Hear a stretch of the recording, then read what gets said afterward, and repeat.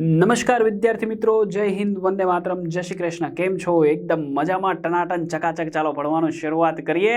તો આજે આપણે વાત કરવા જઈ રહ્યા છે. કોની વાત કરવા જઈ રહ્યા છે? તો કે આપણો ખાદ્ય ઉત્પાદનમાં ઉન્નતીકરણ માટેની કાર્યનીતિ, એનો લેક્ચર નંબર 2, જેની અંદર આપણે વાત કરી છે મરઘા ઉછેર અને વ્યવસ્થાપન. આની પહેલા આપણે કોને ભણી ગયા? તો સંપૂર્ણ રીતે ડિટેલમાં આપણે પશુપાલનની વાત કરીને એની સાથે એક્સ્ટ્રા શોર્ટ્સ તરીકે આપણે નીટને અનુલક્ષીને જે 2-3 સવાલો હતા એને ક્લિયર કટ કર્યા. હવે આજે આપણે મરઘા ઉછેર કેન્દ્રની વાત કરવી છે. આને ઘડીક વાર માટે થોપ્પીસ કરી દો, અહીંયા આવી જાઓ. તો મરઘા ઉછેર અને એનું વ્યવસ્થાપન, આના માટે જે વપરાતો અને પ્રચલિત શબ્દ છે, ઇંગ્લિશ વર્ડ છે, તમને બધાને ખબર છે. મરઘા ઉછેર માટે આપણે કયો શબ્દ બોલીએ? તો કે પોલ્ટ્રી ફાર્મિંગ. શું બોલીએ? પોલ્ટ્રી. હવે પોલ્ટ્રી એ માત્ર મરઘા માટે વપરાતો શબ્દ નથી. પોલ્ટ્રી એટલે શું? કે જ્યાં પાલતુ પક્ષી વર્ગને સાચવવામાં આવે, અને આ પાલતુ પક્ષી વર્ગ માટે એક બીજો શબ્દ વપરાય અને એનું નામ છે ફોલ. આવડે? ખ્યાલ આવે તમને? ફરીથી, પોલ્ટ્રી ફાર્મિંગ અથવા તો પાલતુ પક્ષીનો વર્ગ, જેને ફોલ કહેવામાં આવે, કે જ્યાં માત્ર મરઘા નહીં પરંતુ ઘણા બધા પક્ષીઓને આપણે શું કરીએ છીએ? એક વ્યવસ્થાપનના ભાગ રૂપે અહીંયા એનો ઉછેર કરીએ છીએ. એટલે એકચ્યુઅલીમાં ખૂબ સારી રીતે વેલ મેન્ટેન કરેલું, શુદ્ધ વાતાવરણ, ચોખ્ખું વાતાવરણ રાખીને, જંતુમુક્ત રાખીને, કહેવાય ને કે ત્યાં કચરો બચરો જે કાંઈ પણ છે બધું ચોખ્ખું દૂર કરીને આપણે અહીંયા પક્ષીઓ માટેનું એક ચોક્કસ જગ્યા બનાવીએ છીએ કે જ્યાં એ સચવાય. શું કામ સચવાય? તો આપણા માટે એના 2 હેતુ છે. પહેલું, પોલ્ટ્રીમાં પક્ષીઓને સૌથી પહેલું એના માંસ માટે પક્ષીઓને લોકો ખાઈ જાય. રાઈટ? આપણે વેજીટેરિયન છીએ, આપણે શાકાહારી છે, પણ આપણા સિવાયનો એક બહુ મોટો વર્ગ છે કે જે નોન વેજીટેરિયન છે. એના માટે આ પોલ્ટ્રી બિઝનેસમાંથી નીકળતા પક્ષીઓ સૌથી ઇમ્પોર્ટન્ટ છે. એટલે આપણે અહીંયા પક્ષીઓનો ઉછેર કરીએ છીએ, એની સાર સંભાળ લઈએ છીએ, એને ચોખ્ખા રાખીએ છીએ. શું કામ? કેમ કે એમના માંસમાંથી ખોરાક તરીકેનો ઉપયોગ થાય છે, અથવા તો માંસનો ઉપયોગ કરીએ છીએ. અને બીજું છે એમાંથી મળતા બોસ ઈંડા. કદાચ તમારામાંથી ઘણા લોકો એવા હશે કે જે ઈંડાના ભોગી હશે. હા પાડો, હા કે ના? એમાં કશો વાંધો નથી, કારણ કે આજે 3 વર્ગ પડી ગયા છે. પહેલો વર્ગ છે જેને આપણે બોલીએ છીએ વેજીટેરિયન, બીજો વર્ગ છે જેને આપણે બોલીએ છીએ નોન વેજીટેરિયન, એક ત્રીજો વર્ગ છે કે જે નોનવેજ નથી પણ ઈંડા ખાય છે, જેને આપણે બોલીએ છીએ એગિટેરિયન્સ. ક્લિયર? ખ્યાલ આવે છે તમને? તો પોલ્ટ્રીનો મુખ્ય હેતુ માંસ અને ઈંડા માટે છે. ક્લિયર? પોલ્ટ્રીમાં આપણે કયા કયા પક્ષીઓને ઉછેરીએ છીએ? તો કે મરઘા, બતક, ટર્કી અને હંસ. અને આ હંસ ભાઈ એટલે એને કહેવાય ગીઝ. યાદ રાખજો, ગુજરાતીમાં ગીઝ લખીને આપે તમને આવડવું જોઈએ. તો આપણે આનો શું કરીએ છીએ? ઉછેર કરીએ છીએ, વ્યવસ્થિત વ્યવસ્થાપન કરીએ છીએ. બીજી વસ્તુ, પ્રાણીઓને ચેક રાખીએ છીએ, પ્રાણીઓને જોઈએ છીએ, યોગ્ય વાતાવરણ આપીએ છીએ, પ્લસ જે જગ્યા પર હોય એની ચોકસાઈથી ચોખ્ખાઈ રાખીએ છીએ. રાઈટ? સમયાંતરે એની અંદર આપણે એને ચેક કરતા રહીએ છીએ કે ભાઈ કોઈ ડિઝીઝ નથી. કેમ હું તમને આ વાત કરું છું? કેમ એને ચોકસાઈપૂર્વક ચકાસવા પડે? કેમ કે તમને ઘણા સમય પહેલાં કદાચ એકાદો શબ્દ એવો સાંભળ્યો હશે જેને આપણે બોલીએ છીએ બ્લડ ફ્લૂ. અને બર્ડ ફ્લૂ જે છે એ ચોક્કસ પ્રકારનો રોગ જે કોના દ્વારા ફેલાયેલો છે? પક્ષીઓ દ્વારા. એટલે એને બોલાય છે એવિયન ઇન્ફ્લુએન્ઝા. શું કહેવાય છે? એવિયન ફ્લૂ પણ કહેવામાં આવે છે, જેનું નામ છે H5N1. યાદ રહે બધાને મિત્રો? હા કે ના? જુઓ, તમને થોડા ઘણા ફોટોગ્રાફ્સ હું ફાર્મના દેખાડું એટલે તમને ખબર પડે. આખું વ્યવસ્થિત ફાર્મ છે જ્યાં એમને યોગ્ય પોષણ આપતો ખોરાક પણ આપવાનો હોય છે, યોગ્ય રીતે એને સાચવવામાં આવે છે, પાણી બાણીની વ્યવસ્થા હોય છે, એ લોકો પોટી બોટી કરે, એને સાફ સફાઈની વ્યવસ્થા રાખવામાં આવે છે, જેના કારણે એ સક્ષમ રીતે ત્યાં ટકી શકે. ક્લિયર? તો જો આખું મોટું પોલ્ટ્રી ફાર્મ છે, તમે બાજુમાં સાઈડમાં જોશો તો પણ તમને ત્યાં બહુ મોટું પોલ્ટ્રી ફાર્મ દેખાશે. ક્લિયર? બીજી વસ્તુ, મેં તમને કીધું એ પ્રમાણે, ધારો કે કોઈ એક ઇન્ફેક્ટેડ મરઘી હોય અને એમાં બર્ડ ફ્લૂ વાયરસ દાખલ થાય છે, તો એ મરઘી દ્વારા મનુષ્યને અને એ મનુષ્ય દ્વારા અન્ય મનુષ્યને આ વાયરસનું ઇન્ફેક્શન લાગી શકે. બોસ, આપણે કોરોના કાળમાં જે જીવા છીએ એ કંઈ ઓછું છે? ક્લિયર? અને એક વાયરસ જો આખા પૃથ્વીમાં તબાહી ફેલાવી શકતો હોય તો તમે વિચારો, આવા વાયરસ જે છે એ મનુષ્ય જાતને ખતમ કરવાની ક્ષમતા ધરાવે. એટલા સ્ટ્રોંગ, એટલા ખતરનાક છે. ક્લિયર? અને એટલા માટે જ આપણે કહીએ છીએ કે બોસ, ખૂબ ધ્યાન રાખવાનું, મજાનું જીવવાનું, સારું જીવવાનું, અને એવા શોધ અને સંશોધન કરવાના કે જે મનુષ્ય જીવન અને પૃથ્વી પરના તમામ સજીવો માટે લાભદાયક હોય, વિનાશકારી હોય એવા નહીં. આગળ વધીએ. ક્લિયર?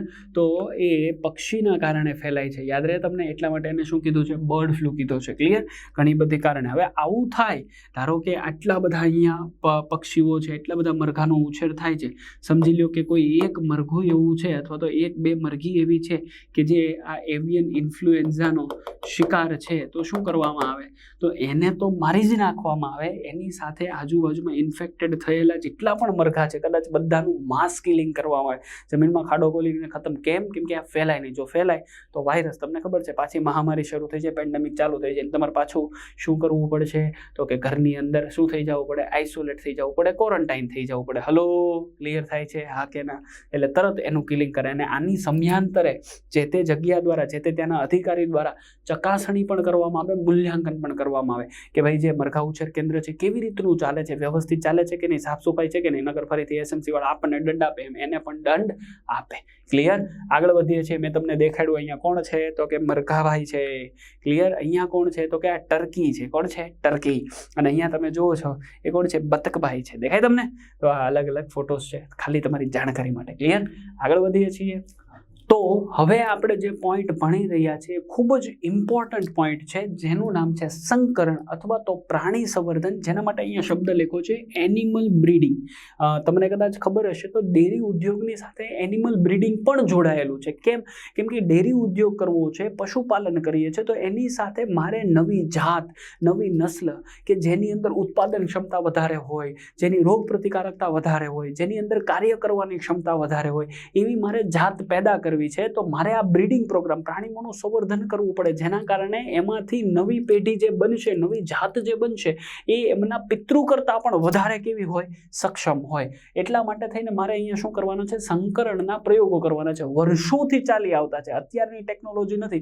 વર્ષોથી આપણા જે પૂર્વજો હતા એમના પણ જ્ઞાન હતું કે સારામાં સારું પશુપાલન કરવું હોય તો સારામાં સારી જાતો વચ્ચે સંકરણ કરીને નવી જાત, નવી નસ્લ આપણે પેદા કરી શકીએ કે જેની અંદર લક્ષણોની અંદર સર્વશ્રેષ્ઠતા હોય. ઉદાહરણ તરીકે આ કામ શું કામ કરવું પડે? તો કે પશુપાલન અને ડેરી ઉદ્યોગની અંદર ઉત્પાદન ક્ષેત્રે વધારેમાં વધારે દૂધ ઉત્પાદન કરવા માટે, વધારેમાં વધારે પ્રાણીઓ જે છે એ કાર્યક્ષમ રહે એટલા માટે, રોગ પ્રતિકારકતા વધે એટલા માટે, એમની અંદર જે માંસ આપણે લઈએ છીએ એનું પ્રમાણ વધે એટલા માટે. તો ક્યાંક ને ક્યાંક એના માટે થઈને આપણે આ બ્રીડિંગ પ્રોજેક્ટ કરતા હોઈએ છીએ. રાઈટ? તો આ પોઈન્ટ બહુ ઇમ્પોર્ટન્ટ છે. તો ચાલો સૌથી પહેલા મોસ્ટ ઇમ્પોર્ટન્ટ પોઈન્ટ, એકદમ હજડબમ થઈને બેસી જાવ તો, ટટાર થઈ જાવ તો, ચાલો જુઓ, આ ટોપિક બહુ ઇમ્પોર્ટન્ટ છે. અને આનો હેતુ શું છે? તો કે પ્રાણી અથવા પ્રાણીજ ઉત્પાદનમાં વધારો કરવો તથા ઇચ્છિત લક્ષણો ધરાવતી, વેરી વેરી ઇમ્પોર્ટન્ટ, શું? તો કે ઇચ્છિત લક્ષણો ધરાવતી સુધારેલી જાતિ ઉત્પન્ન કરવાનો છે. ઇચ્છિત લક્ષણ એટલે શું? મેં તમને કીધું એ પ્રમાણે રોગ પ્રતિકારકતા, ઊંચું પોષણ મૂલ્ય, એમાંથી મળતું દૂધનું ઉત્પાદન વધારે, એવી જાતિ આપણે ઉત્પન્ન કરવાનો છે. એટલે મારે અહીંયા પ્રાણી સંવર્ધન દ્વારા નવી જાતિ પેદા કરવી છે જે સુધારેલી હોય. રાઈટ? હવે અહીંયા એ બનાવવા માટે સૌથી પહેલા તમારે શબ્દ સમજવાનો છે જાત. કયો શબ્દ સમજવાનો છે? જાત. અથવા તો એને કહેવાય બ્રીડ, અથવા તો એને કહેવાય નસલ. શું કહેવાય? નસલ. આ પોઈન્ટ બહુ ઇમ્પોર્ટન્ટ છે, તમે યાદ રાખજો. શું કીધું છે? તો કે પશુઓનો એવો સમૂહ જે તેના પૂર્વજ સાથે વંશ પરંપરાગત રીતે શું થયેલો હોય મિત્રો? સંકળાયેલો હોય. ફરીથી, પશુઓનો એવો સમૂહ જે તેના પૂર્વજ સાથે વંશ પરંપરાગત રીતે સંકળાયેલો હોય તો એને જાત કહે. આનું એક ઉદાહરણ આપતા હું તમને સમજાવું. સમજી લો, ગીર ગાયની એક જાત છે અથવા તો ગીર ગાયની નસલ છે. એ નસલ ગીર ગાયની શ્રેષ્ઠતમ છે. ક્યારે? જ્યારે એમના મમ્મી પપ્પા પણ કોણ હોય? તો કે ગીર ગાય જ હોય. એટલે એક નર અને એક માદા સ્વરૂપ અને એની ઉપલી પેઢી, એટલે પેઢી દર પેઢી વંશ પરંપરાગત, એમાં પણ કોણ હોય? તો કે બોસ કાંઈ નો ફરે. કોણ હોય? તો કે ગીર ગાય જ હોય. એટલે તમે જુઓ કે અહીંયા આ ગીર ગાય પોતાની શ્રેષ્ઠતમ, પોતાના લક્ષણોને જાળવી રાખે છે. કેમ? કેમ કે એની વંશ પરંપરાગતતા જળવાઈ રહે છે. એટલે જેના પૂર્વજો સાથે વંશ પરંપરાગત રીતે સંકળાયેલો હોય એવો પશુનો સમૂહ, એને આપણે એક જાત કહીએ છીએ. તો ઉદાહરણ તરીકે ગીર ગાય, ઉદાહરણ તરીકે દેવની, ઉદાહરણ તરીકે શાહીવાલ, ઉદાહરણ તરીકે થરપાકર, ઉદાહરણ તરીકે કાંકરેજી. ક્લિયર થાય છે? ઉદાહરણ તરીકે જર્સી, હોલસ્ટાઇન ફ્રીઝિયન, જે પેઢી દર પેઢી વંશાનુગત રીતે પોતાના પૂર્વજો સાથે સંકળાયેલી રહે. તો એવો ઝુંડ, એવો સમૂહ, એને આપણે શું બોલીએ છીએ? જાત બોલીએ છીએ. એટલે જે જાતિ છે એમાં અલગ અલગ જાત હોય. ગાય જે છે એને આપણે એક જાતિ કહીએ તો એમાં દેવની, સિંધી, થરપાકર એ બધી શું બની ગઈ? એની નસલ, એની જાત, એની વેરાયટી. મારી વાત ક્લિયર થાય છે? 100%. ઉદાહરણ તરીકે અહીંયા મેં એક બીજું એક્ઝામ્પલ લીધું છે. કોનું લીધું છે? ડોગ. તો આપણે જ્યારે ડોગ બોલીએ છીએ તો ડોગ રિપ્રેઝેન્ટ એઝ અ જાતિ, એક જાતિ થઈ ગઈ. પરંતુ એમાં પણ ઘણા બધા વેરિએશન આવે, તમને બધાને ખબર છે. ઉદાહરણ તરીકે જર્મન શેપર્ડ બોલીએ આપણે, ચાલો પછી હું બોલીએ લેબ્રાડોર બોલીએ, રાઈટ. પછી શું બોલીએ? ડોરેમોન. નહીં, હવે બીજું શું બોલીએ? હાલો એકાદી તમે બોલો, હા કે ના? ચાલો હું તમને કહું, મસ્ત મજાની કહું, આપણી શેરીમાં જોવા મળતા ખોહુરિયું, હા કે ના? ક્લિયર થાય? બુલડોગ. તો તમે અહીંયા જુઓ છો આ બધા છે તો કૂતરા, પરંતુ આ બધી કૂતરાની શું છે? જાત છે. ક્લિયર? જાત એટલે હવે તમને ક્લિયર થવું જોઈએ કે જાત એટલે પશુઓનો એવો સમૂહ જે પૂર્વજ સાથે વંશ પરંપરાગત રીતે લાંબા સમયથી સંકળાયેલો હોય, જેઓના સામાન્ય દેખાવો, એમના લક્ષણ, એમના કદ, એમના રૂપ અને એમાં રેખાંકનો જેવા મોટા ભાગના લક્ષણો શું હોય? સમાન હોય. કેમ કે એમના પૂર્વજ પણ કેવા છે? સમાન છે. ચાલો ક્લિયર થઈ ગયું? એને આપણે જાત અથવા તો બ્રીડ કહીએ છીએ, નસ્લ કહીએ છીએ. ક્લિયર? હા કે ના? હવે એના ઉપર મેં આ શબ્દ સમજાવ્યો છે કે તમને જ્યારે એક જાત શબ્દ કહેવામાં આવે તો એનો મતલબ શું? તો એક જાત બોલે ત્યારે એક નસ્લ અથવા તો ત્યારે આપણે એને એક શું કહીશું? તો કે બ્રીડ કહીશું. ક્લિયર? એક જ જાતિમાં આવી ઘણી બધી જાત એટલે કે નસલ હોય છે. મેં તમને હમણાં કીધું ને, ગાય શબ્દ બોલીએ તો ગાયની અંદર ઘણી બધી નસલ હોય. એવી રીતે ડોગ શબ્દ બોલે તો ડોગમાં ઘણી બધી નસલ હોય. ઘોડો શબ્દ બોલીએ તો ઘોડો એક જાતિ છે ને એ જાતિમાં ઘણી બધી જાત નસલ હોય છે. ક્લિયર? એવી રીતે હવે અહીંયા સૌથી પહેલા મારે તમને સંકરણની અંદર સંકરણ એટલે કે મારે અહીંયા સમજી લો, શ્રેષ્ઠ પ્રાણીની જાત મેળવવા માટે મારે પ્રાણીઓનું શું કરવું છે? તો કે સંવર્ધન કરવું છે. અને આ સંવર્ધન કરવા માટે મારે શું કરવું પડશે? સંકરણ કરવું પડશે, બ્રીડિંગ પ્રોજેક્ટ કરવો છે. તો એમાં સૌથી પહેલો જે ટોપિક છે એને બોલીએ છીએ અંતર સંવર્ધન, ઇનબ્રીડ. એટલે જાતની અંદર જ કરવામાં આવતું સંવર્ધન, એટલે કે એક જ જાતમાં કરવામાં આવતું સંવર્ધન. એટલે અહીંયા લખ્યું છે એક જ જાતના આવા પ્રાણી વચ્ચે જ્યારે સંવર્ધન થાય તો એને અંતર સંવર્ધન કહેવાય. એનો સીધો મતલબ શું? તો હું અહીંયા ઉદાહરણ સાથે સમજાવું છું. ધારો કે હું અહીંયા લખું ગીર ગાય, તો આ ગીર નામની શું થઈ ગઈ? જાત. એનો મતલબ મેં અહીંયા કઈ ગાય લીધી? તો કે ગીર ગાય લીધી. કઈ ગાય લીધી બાળકો? તો કે ગીર ગાય. અને જાત પણ કઈ લીધી મેં? બોલો તો. જાત કઈ લીધી? ગીર ગાયની જાત લીધી. એટલે અહીંયા અમે જાત પણ સિલેક્ટ કરી દીધી, બ્રીડ સિલેક્ટ કરી દીધી. કઈ? તો કે ગીર બ્રીડની ગાય લીધી. ક્લિયર થઈ ગયું? હા કે ના? એમની અંદર જ હું સંવર્ધન કરાવીશ. શું કામ? શ્રેષ્ઠતમ ગાય, શ્રેષ્ઠતમ ગીર ગાય મેળવવા માટે. હવે જો મેં તમને જ્યારે શરૂઆતમાં એક સવાલ સમજાવ્યો હતો કે શ્રેષ્ઠતમ ગાય હોવી એ મને કેમ ખબર પડે કે આ જ ગાય શ્રેષ્ઠ છે? એટલે એ જ ગાયને માંથી હું એકને નર તરીકે લઈ લઉં અને એ જ ગાયમાંથી એકને હું માદા તરીકે લઈ લઉં. મને ખબર કેમ પડે? ક્વેશ્ચન તમારા માટે છે. કોઈ પણ જાતની ગાય એ શ્રેષ્ઠ છે મને ખબર કેમ પડે? મારી પાસે 3 રસ્તા હતા. યાદ કરો. નંબર 1, હું શું કરીશ? પેડિગ્રી એનાલિસિસ કરીશ. આવ્યો? નંબર 2, હું શું કરીશ? પ્રોજેની એનાલિસિસ કરીશ. એટલે આને ઉદાહરણ તરીકે લઈ લઈશ, બીજી માદાને કે નરને લઈશ અને એમાંથી સંતતિ પેદા કરીશ. જો શ્રેષ્ઠ લક્ષણવાળી હશે પાછી સંતતિ પેદા કરીશ, શ્રેષ્ઠ લક્ષણવાળી હશે તો એવી રીતે હું શ્રેષ્ઠ લક્ષણ પસંદ કરીશ, શ્રેષ્ઠ લક્ષણવાળી જાત પસંદ કરીશ. ને ત્રીજું મેં તમને કીધું હતું આધુનિક MOET, multiple ovulation embryo transfer. Clear? એની વાત આપણે આગળ જોશું. બીજું જે મારી પાસે પોઈન્ટ એ છે બહિર સંવર્ધન. બહિર સંવર્ધન એટલે શું? તો એને કહેવાય છે આઉટ બ્રીડિંગ. શું કહેવાય બાળકો? જોજો, હજી તો ખાલી ઇન્ટ્રો આપું છું, આગળ જતા વાત કરીશ. જો બે ભિન્ન જાત વચ્ચે, એટલે ઉદાહરણ તરીકે મેં ગીર ગાય તો લીધી જ છે, પણ ગીર ગાયનું સંકરણ આપણે સાહીવાલ સાથે કરી દઈએ. ક્લિયર થાય? હા કે ના? કે નસલ વચ્ચે કરીએ, જો એવું સંવર્ધન થાય તો એને શું કહેવાય? બહિર સંવર્ધન કહેવાય છે. ફરીથી, અંતર સંવર્ધન એટલે શું? બહિર સંવર્ધનનું શું? ક્લિયર થયું તમને બાળકો? હા કે ના? અંતર સંવર્ધનમાં જાત બદલતી નથી. જ્યારે બહિર સંવર્ધન આઉટબ્રીડની અંદર આપણે જાતને બદલી નાખીએ. જો કે એના પણ ઘણા બધા પ્રકાર છે, એને હું તમને ડિટેલમાં સમજાવું છું. જોવો ધ્યાનથી. રાઈટ? કોઈ પણ પ્રાણીની શુદ્ધ જાતિ મેળવવી હોય તો ક્વેશ્ચન બને. કોઈ પણ પ્રાણીની શુદ્ધ જાતિ મેળવવી હોય તો ફરજિયાત શું કરવું પડે? In breeding. એ બાળકો જાગો છો? અહીંયા ધ્યાન આપો છો? હા કે ના? ફરીથી, કોઈ પણ પ્રાણીની શુદ્ધ જાતિ મેળવવી હોય તો શું કરવું પડે? અંતઃસંકરણ કરવું પડે. ને અંતઃસંકરણથી સંયુગ્મતાનું પ્રમાણ વધે. અંતઃસંકરણથી સંયુગ્મતાનું પ્રમાણ વધે. 3 સ્ટાર લાઈન આપું છું ફરીથી. પહેલી લાઈન શું કીધી મેં? કોઈ પણ પ્રાણીની શુદ્ધ જાતિ મેળવવી હોય તો અંતઃસંકરણ આવશ્યક છે ને અંતઃસંકરણથી સંયુગ્મતાનું પ્રમાણ વધે. સાહેબ ન ખબર પડી? હું સમજાવું. અહીંયા ફટાફટ જુઓ. પહેલો પોઈન્ટ સમજાવું છું. જ્યારે હું ગીર ગાયની વાત કરું, સાંભળજો બધા ધ્યાનથી. હું ગીર ગાયની અહીંયા વાત કરું છું તો ગીર ગાય જે છે એની જે નસ્લ છે, એની જે જાત છે એ કેવી છે? તો આપણે બોલીએ કે ભાઈ પ્યોર છે. એટલે હું અહીંયા એમ કહી દઉં કે એ શુદ્ધ છે. તો ગીર ગાય તરીકે હું અહીંયા જે શુદ્ધ જાતિ છે એના નરને લઉં અને એવી જ રીતે ગીર ગાય જાતના શુદ્ધ તરીકે હું અહીંયા માદાને લઉં. હવે માદાને લઉં એટલે હું અહીંયા ગીર ગાય જ બોલીશ, હા કે ના? પણ જ્યારે હું નરની વાત કરું તો હું અહીંયા શું બોલીશ? તો કે મેં સારામાં સારા કોને લીધો? તો કે ખુટિયાભાઈ. એટલે કે કોને લીધો? મેં બુલને લીધો.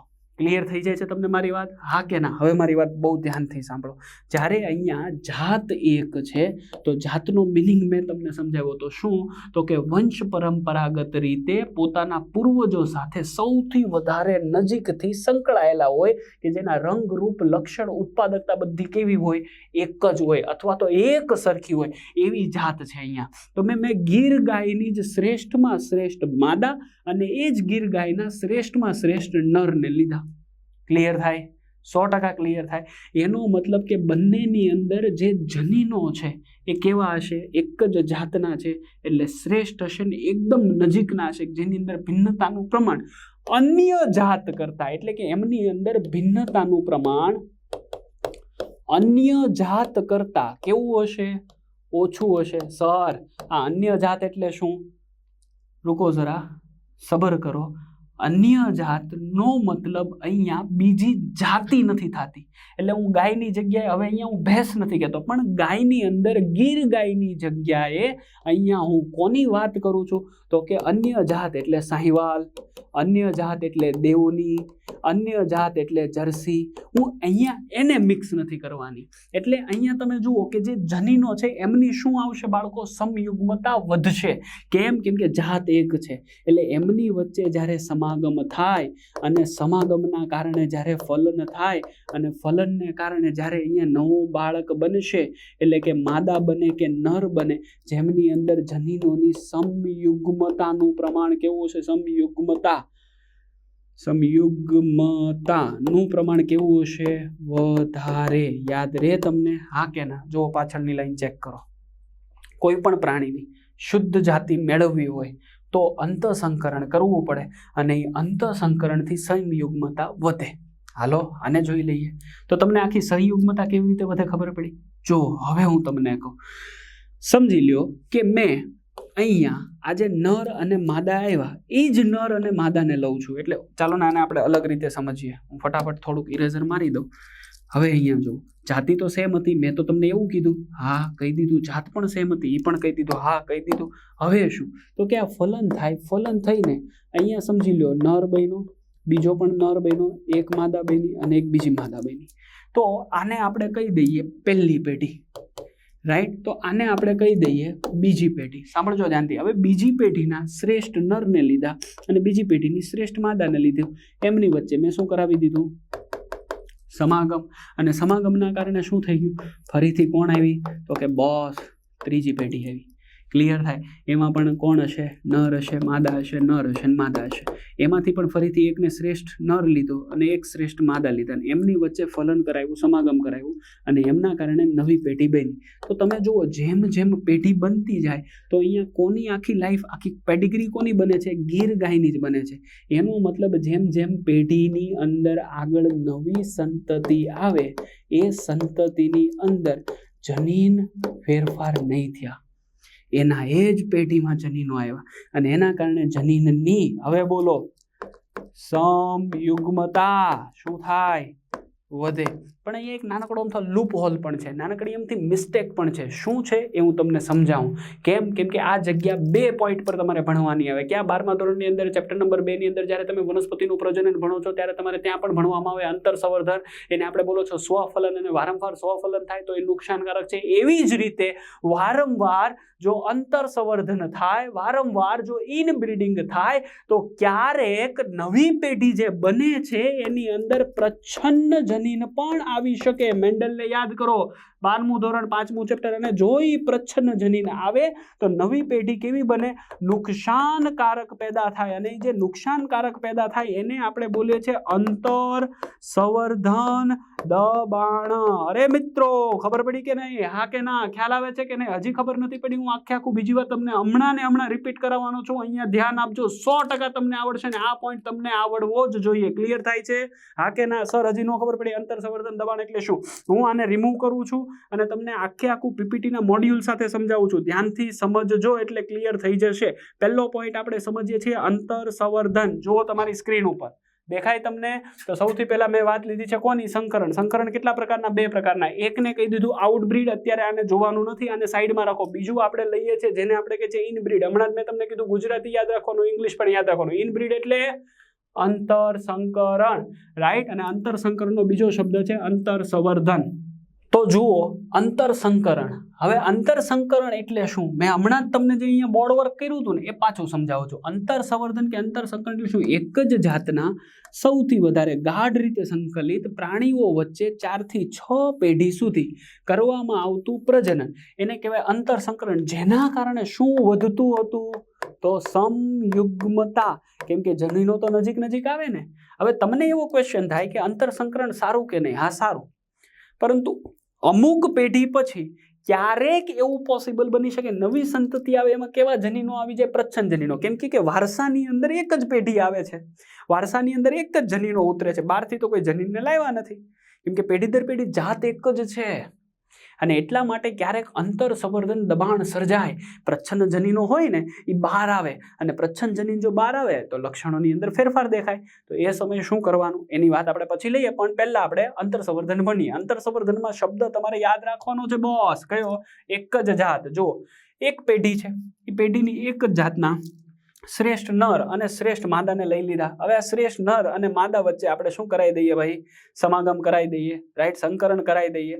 હવે જ્યારે એક જ પેઢીના શ્રેષ્ઠ નર અને માદા વચ્ચે સંકરણ થાય તો એના કારણે આપણને અહીંયા કોણ મળશે? નવી પેઢી મળશે. હા કે ના મિત્રો? ધ્યાનથી સમજજો. તો એ જે નવી પેઢી મળી એમાં નર, માદા, નર અને માદા. તો આ જે પહેલી પેઢી મને મળે છે, રાઈટ? ધારો કે આ પહેલી છે તો હું આને બીજી પેઢી કહી દઉં. તો એ મળે છે ત્યાં મારા માટે ચાન્સ છે. શું ચાન્સ છે? પસંદગી અને મૂલ્યાંકન.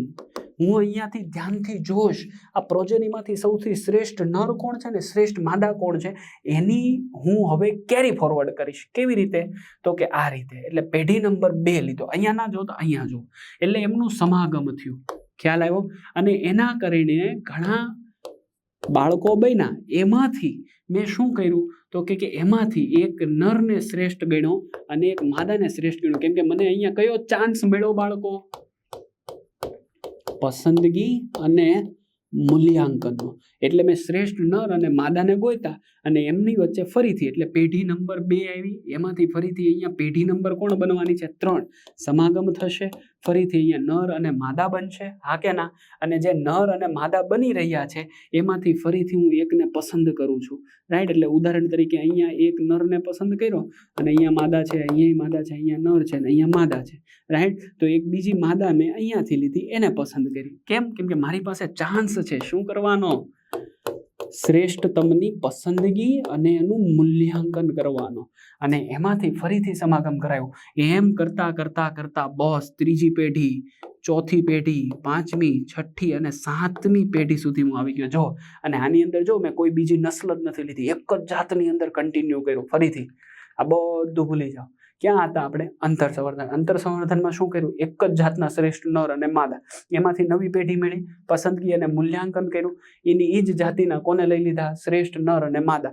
ફરીથી નવી પેઢી મળી, પસંદગી અને મૂલ્યાંકન કર્યું, ફરીથી એમાંથી શું કર્યું તો કે એમાંથી નર અને માદા, ફરીથી સમાગમ, અંદર ને અંદર જોવો, ફરીથી સમાગમ, એના કારણે એવી 5મી પેઢી, 4થી, 5મી, 6થી, 7મી પેઢી, અને આવી રીતે સતત પસંદગી અને મૂલ્યાંકન કરવાને કારણે હું એ જાતના, એટલે ઉદાહરણ તરીકે અહીંયા મેં ગીર ગાય લીધી હતી, તો ગીર ગાયના કોને પેદા કરી શકું તો કે ગીર ગાયના શ્રેષ્ઠ નર અને શ્રેષ્ઠ માદા, અને એનો શું કહેવાય?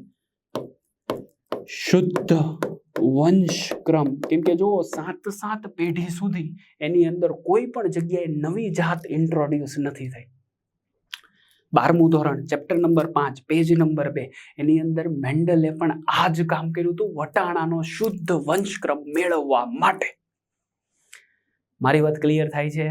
હા કે ના? એક જ જાત, એમના જ નર અને એમના જ માદા, અને એના કારણે સંયુગ્મતા વધી, એના કારણે શુદ્ધ વંશક્રમ પ્રાપ્ત થયો. તમને ક્વેશ્ચન પૂછવામાં આવે, શુદ્ધ વંશક્રમ મેળવવા માટે શું કરવાનું? એક જ જાતના નર અને માદા વચ્ચે 5 થી 6 પેઢી સુધી સંકરણ કરાવવામાં આવે તો 7મી પેઢી કે 6ઠી પેઢીએ જે જાતિ મળે એ કેવું મળે? શ્રેષ્ઠ નર અને માદા. બની શકે કે આ સમયે પ્રચ્છન્ન જનીન આવે, પ્રચ્છન્ન જનીન આવે. જો પ્રચ્છન્ન જનીન હોય તો મારી પાસે તો ચાન્સ છે શું કરવાનો? પસંદગી મૂલ્યાંકન દ્વારા એને દૂર કરવાનો. અને જો ન કરી શકીએ તો શું સર્જાય?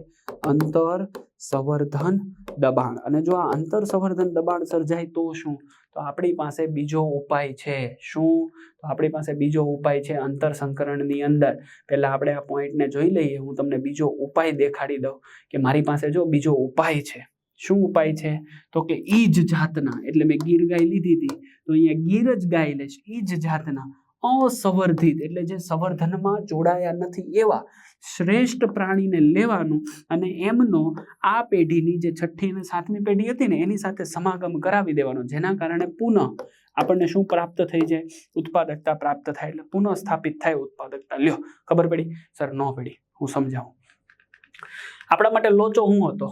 અંતઃસંકરણ. અંતઃસંકરણના કારણે શ્રેષ્ઠ નર ને માદા તો મળતા હતા, અને જો પ્રચ્છન્ન જનીન આવે તો પસંદગીને મૂલ્યાંકન તો કરતા હતા, પણ તેમ છતાં જો અંતર સંવર્ધન દબાણ આવે એટલે પ્રચ્છન્ન જનીન વ્યક્ત થાય તો શું કરવાનું? તો એક ગીર ગાય હતી, એની આપણી પહેલી પેઢી, બીજી, ત્રીજી, ચોથી, 5મી, 6ઠ્ઠી અને 7મી પેઢી હતી. અહીંયા એનો શુદ્ધ વંશક્રમ મેળો. પણ ધારો કે આ શુદ્ધ વંશક્રમ આ પ્રચ્છન્ન જનીન વાળો મેળો, તો હું શું કરીશ? તો કે હું આ જ ગીર ગાયની કાં તો નર કે માદાનો ઉપયોગ કરીશ કે જે ગીર ગાયનો આ પેઢી સાથે, એટલે કે 1 થી 7 પેઢી સાથે કોઈ સંબંધ નથી, પણ એ નસલ તો કઈ છે? ગીર ગાય જ છે.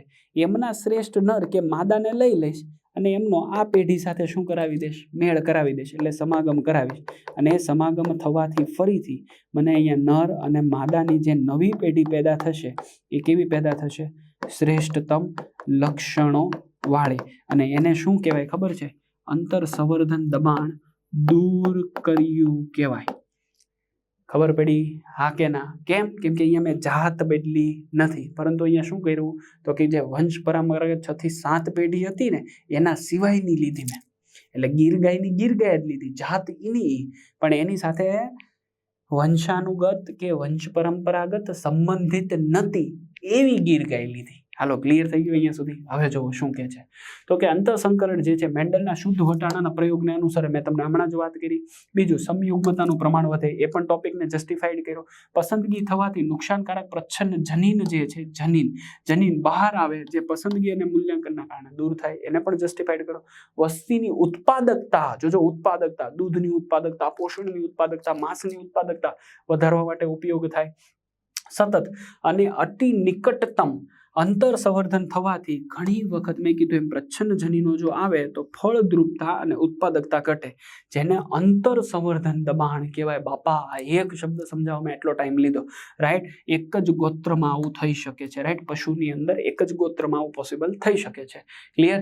અને તે જ જાતના, છેલ્લે ઉપાય, તે જ જાતના અસંવર્ધિત, એટલે કે એ 1 થી 7 પેઢીમાં રિલેટેડ ન હોય એવા, રાઈટ? એક જ જાત, ગીર લખું છું તો ગીર જ જાત, પરંતુ આ પેઢીને કોઈ રિલેશન ન હોય એવા કોઈ ગીર ગાયના નર અને માદાને જો આ 7મી પેઢી સાથે મેળ કરાવી દેવામાં આવે તો ઉત્પાદકતા પુનઃસ્થાપિત થાય, એટલે અંતર સંવર્ધન દબાણ પણ દૂર થાય.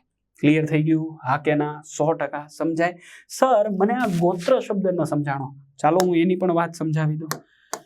તમને બધાને ખબર છે 7 સ્ટેજ ઓફ ક્લાસિફિકેશન, 7 કક્ષકોનું બનેલું એક ક્લાસિફિકેશન છે.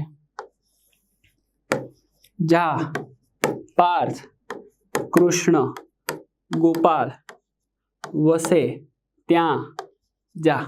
ક્લિયર? જા ઉપરથી જાતિ, પ ઉપરથી પ્રજાતિ, કુળ, ગોત્ર, બોલો વર્ગ, સમુદાય અને કોણ આવશે? સૃષ્ટિ. ગણી લો 7 થયા. 1 2 3 4 5 6 ને 7. રાઈટ? હવે આપણે અહીંયા વાત કરી દીધી આ જાતિની. ક્લિયર? ખ્યાલ આવે છે? તો એ જાતિ કઈ હતી? કઈ હતી જાતિ? તો આપણે અહીંયા વાત કરી દીધી ગાય. રાઈટ? તો આ ગાયની અલગ અલગ અલગ અલગ વેરાયટી કે જેને ગોત્ર સુધી સંબંધ દેખાડ્યો છે, સંબંધને પ્રસ્થાપિત કર્યો છે.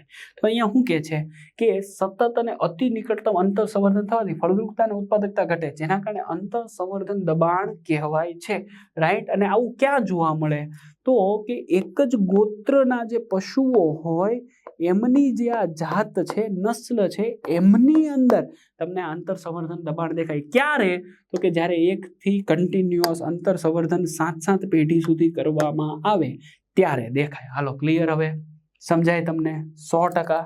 કેમ? કેમ કે આપણે ગમે ત્યારે જ્યારે કહેવાય ને ક્લાસિફિકેશન કરીએ છીએ, જાતિથી કઈ તરફ જઈએ છીએ? ગોત્ર તરફ જઈએ છીએ. ક્લિયર? એટલા માટે મેં આ શબ્દ લખ્યો છે. આગળ વાત કરીએ છીએ. હવે અહીંયા બહિર સંવર્ધનની વાત કરીએ. કોની? બહિર સંવર્ધન. મેં હમણાં કોને બતાવ્યું? તો કે સર પેન નહીં હાલે, પેન બદલો. બદલી ને કે ભાઈ હવે દેખાય? તો કે અંતર સંવર્ધનની વાત કરી દીધી. અંતર સંવર્ધનમાં એક શબ્દ તમે યાદ રાખો એટલે આવડે, એક જ જાત. જ્યારે બહિર સંવર્ધનના 3 પ્રકાર: બહિર સંવર્ધન અથવા બહિર સંકરણ. ફટાફટ જઈએ આપણે. બીજો પોઈન્ટ છે પર સંવર્ધન અને ત્રીજો પોઈન્ટ છે આંતરજાતીય સંવર્ધન. એટલે કે બહિર સંવર્ધન જે છે એનો ઇંગ્લિશ શબ્દ જો શું છે? આઉટબ્રીડ. એના 3 પ્રકાર યાદ રાખવાના છે બધા. ફટાફટ હજડબમ થઈ જાઓ. જો બહિર સંવર્ધનનું બીજું નામ છે બહિર સંકરણ અને એનું ઇંગ્લિશ નામ તમે યાદ રાખજો, આઉટક્રોસ. પર સંવર્ધનનું નામ છે ક્રોસ બ્રીડ અને આંતરજાતીયનું છે ઇન્ટરસ્પેસિફિક. આગળ વધીએ. બહિર સંવર્ધન એટલે શું? તો કે એક જ જાતિના અસંબંધિત પ્રાણી જેના પૂર્વજ સમાન નથી તેને આપણે કહીએ છીએ આઉટક્રોસ. રાઈટ? માત્ર એક વારનું અંતર સંવર્ધન દબાણ દૂર કરવા માટે ઉપયોગી છે. પણ અહીંયા જાતિ છે ને એની જગ્યાએ જાત કરી નાખજો ફરીથી. રાઈટ? બહિર સંવર્ધન, બહિર સંવર્ધનમાં બહિર સંકરણ. એમાં શું કીધું? તો કે બહિર સંકરણ ક્યાં કામમાં લાગે? તો અહીંયા શું લખવાનું? એક જ જાતના અસંબંધિત પ્રાણીઓ જેના પૂર્વજ સમાન નથી. એટલે 1 થી 7 પેઢી ચાલી ગઈ પણ 1 થી 7 પેઢીમાં એના પૂર્વજ સમાન નથી. રાઈટ? તેને આપણે શું કરીએ? આઉટક્રોસિંગ કરીએ, જેમાં એક જ વારનું અંતર સંવર્ધન દબાણ એ દૂર કરવા માટે ઉપયોગી છે. હાલો, બહિર સંવર્ધન ખબર પડી. એનો મતલબ અંતર સંવર્ધન જે દબાણ થાય એને દૂર કરવું હોય, અંતર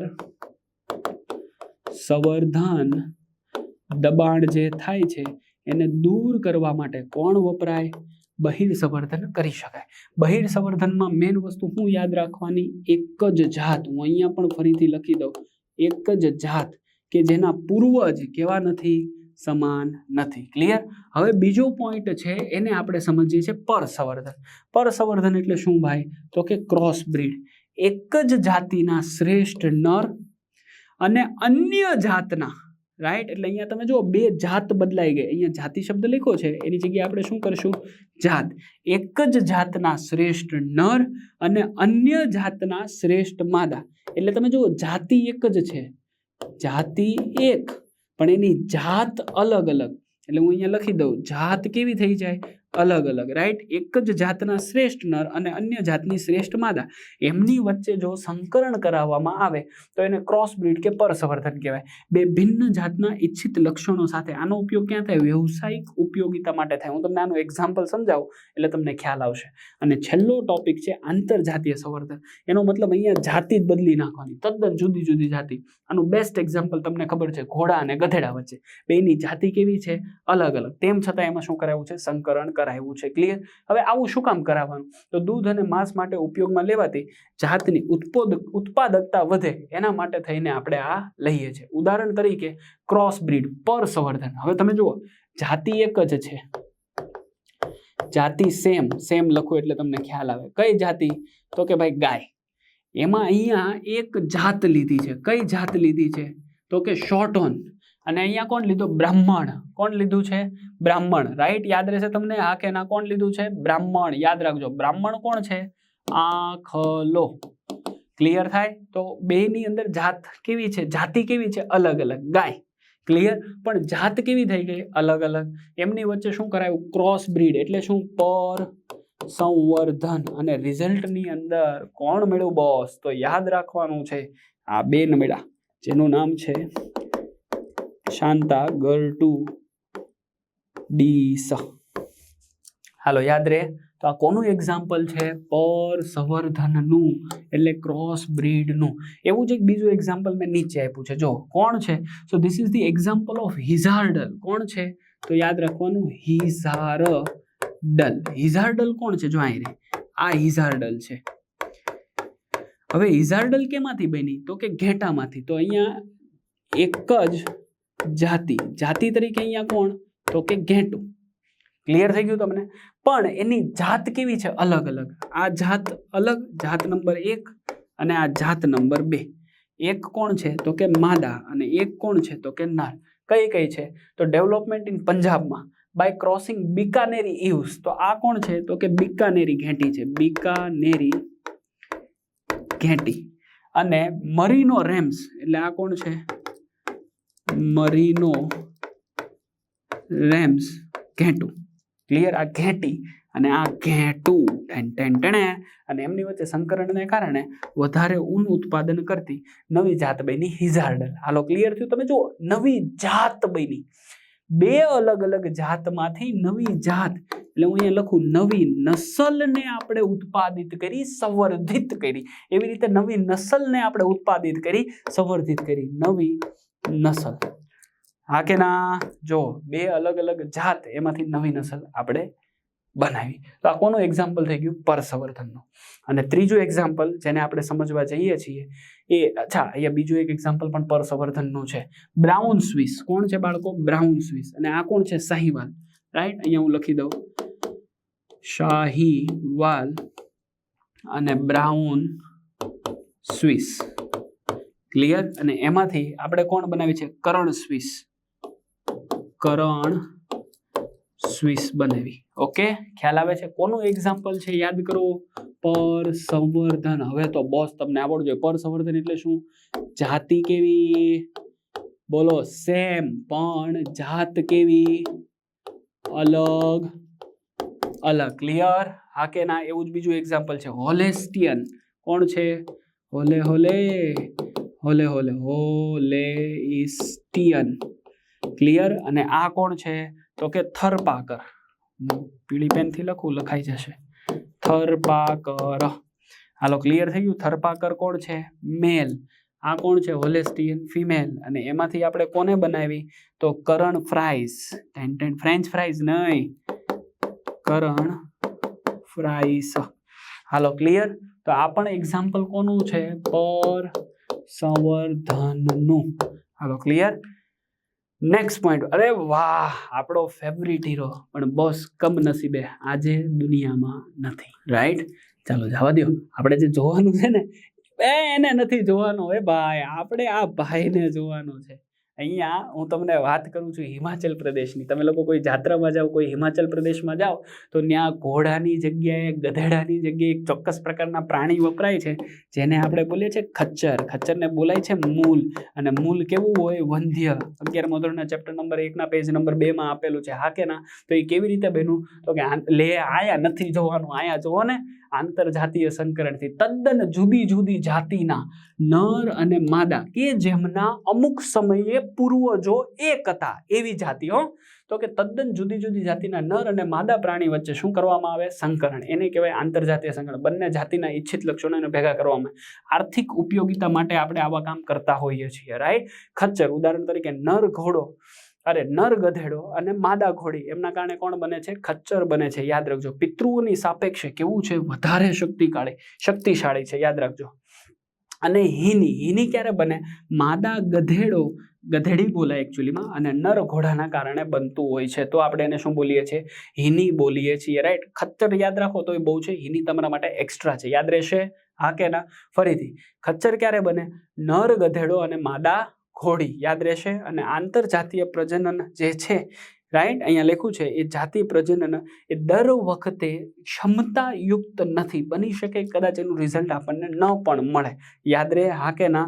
યાદ રાખવાનું. હવે હું તમને બીજી વસ્તુ સમજાવું. ચાલો, આને આપણે પહેલા હું ખચ્ચર લખ્યું છે ને એને હું કાઢી દઉં. જો શું લખ્યું છે?